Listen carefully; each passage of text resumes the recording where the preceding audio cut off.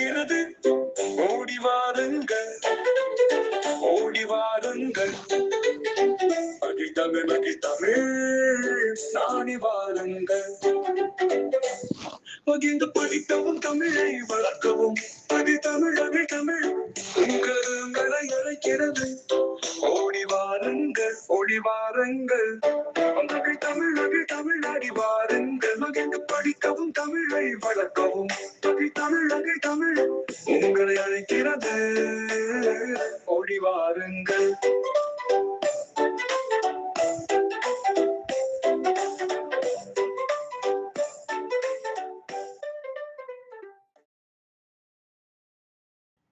வணக்கம்.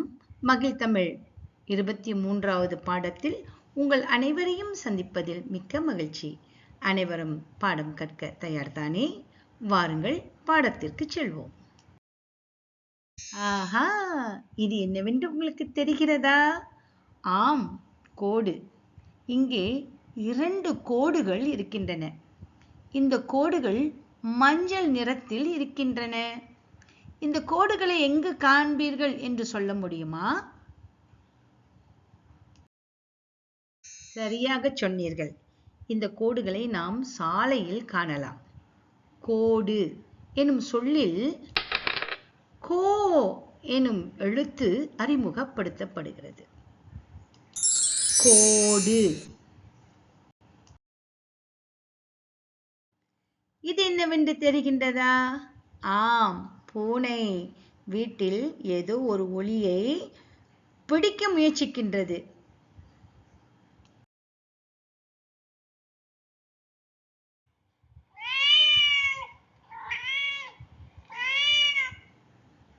ஆம், பூனையின் சத்தம். பூனை எனும் சொல்லில் நை எனும் எழுத்தை அறிமுகம் செய்கின்றோம். நை, பூனை. இதை எங்கே பார்த்திருக்கின்றீர்கள் என்று உங்களுக்கு ஞாபகம் வருகிறதா? ஆம், மரங்களில் இலைகளை தின்று பருக்கும் புழுதான் இது.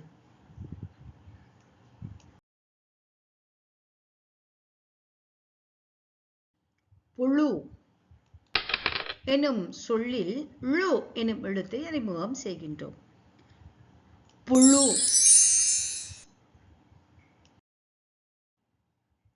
அழகாக காற்றில் அசையும் இது என்னவென்று தெரிகின்றதா?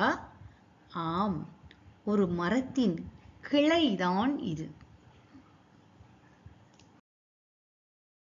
கிளை எனும் சொல்லில் இலை. கிளை. ஏதாவது ஒன்றை கட்டி வைப்பதற்கு பயன்படும் கயிறுதான் இது. கயிறு. கயிறு. இப்பொழுது நாம் கற்ற எழுத்துக்களை கொண்டு சொற்றொடர்களை காண்போமா? கோடு வரை.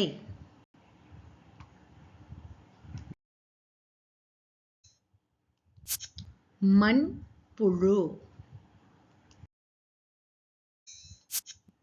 கருப்பு பூனை.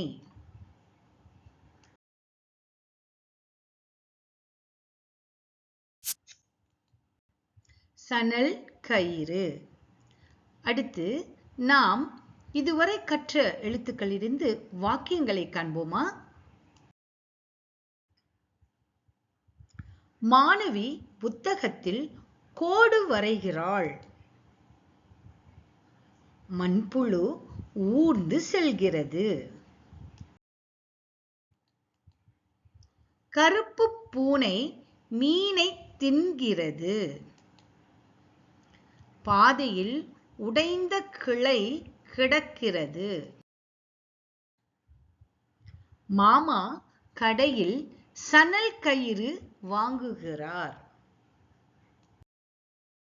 இதுவரை இன்று நாம் கற்ற எழுத்துக்களை காண்போமா?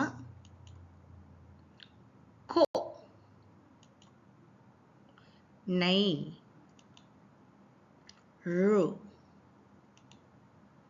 இ ஆகிய எழுத்துக்கள் ஆகும்.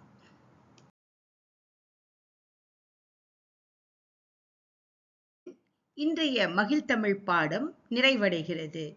மீண்டும் சந்திக்கும் வரை நன்றி, வணக்கம்.